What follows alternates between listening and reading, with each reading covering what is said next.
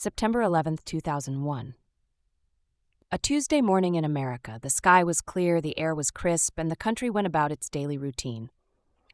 In New York City, workers flooded into office buildings. In Washington, D.C., government employees arrived at the Pentagon. At airports across the country, passengers boarded flights, expecting nothing more than a routine trip. But within a few hours, the world would change forever. 4 hijacked planes, 2,977 innocent lives lost, and a skyline forever altered. This is the full story of 9/11, before, during, and after the attacks. The origins of 9/11 can be traced back decades. In the 1980s, the Soviet Union invaded Afghanistan, triggering a resistance movement. The U.S. supported Afghan fighters known as the Mujahideen, providing them with weapons and training to fight the Soviets. One of those fighters was a wealthy Saudi Arabian named Osama bin Laden. After the Soviets withdrew in 1989, bin Laden formed al-Qaeda, meaning the base. What began as a resistance movement evolved into a global terrorist network, fueled by radical ideology and hatred for the West. Al-Qaeda's grievances against the U.S. stemmed from American military presence in the Middle East, support for Israel, and the U.S. involvement in the Gulf War. Bin Laden saw the U.S. as an occupying force and sought revenge. The 1990s were marked by al-Qaeda attacks on U.S. targets. The 1993 World Trade Center bombing killed 6 and injured over 1,000. In 1998, U.S. embassies in Kenya and Tanzania were bombed, killing over 200. In 2000, the USS Cole was attacked in Yemen, killing 17 American sailors.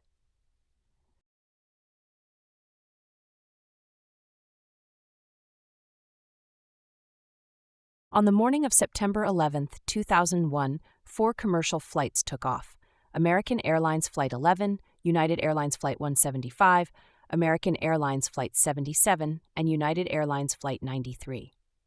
19 al-Qaeda terrorists were on board, each armed with knives and box cutters. Their mission: turn these planes into deadly missiles.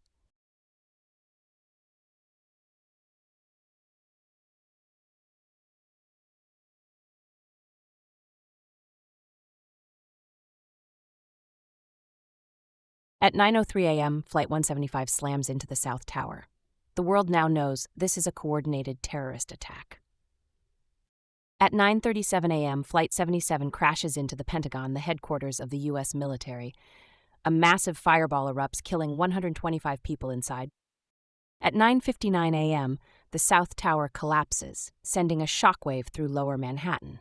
The streets are covered in dust and debris. Meanwhile, on Flight 93, passengers learn about the attacks via phone calls.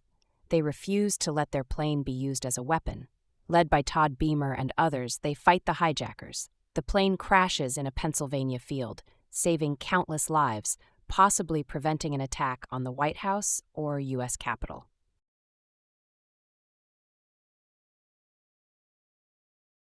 President George W. Bush addresses the nation. Terrorist attacks can shake the foundations of our biggest buildings, but they cannot touch the foundation of America. On October 7, 2001, the U.S. invades Afghanistan, targeting the Taliban and Osama bin Laden. For 10 years, bin Laden evades capture. Then in 2010, a breakthrough. U.S. intelligence locates bin Laden's compound in Abbottabad, Pakistan. Under orders from President Barack Obama, SEAL Team 6 launches Operation Neptune Spear. At 1 a.m., they breach the compound. At 1:10 a.m., they reach the top floor. Bin Laden is in a bedroom. At 1:12 a.m., 2 shots. Bin Laden is dead. President Obama announces, "Justice has been done." The war on terror lasted 20 years. With wars in Afghanistan and Iraq, the U.S. spent trillions of dollars fighting terrorism. Airport security changed forever, and the Patriot Act expanded government surveillance. Today, the 9/11 Memorial and Museum in New York City honors the lives lost. Even decades later, the impact of 9/11 remains. The heroism of first responders, the bravery of Flight 93 passengers, and the resilience of a nation define its legacy. We will never forget.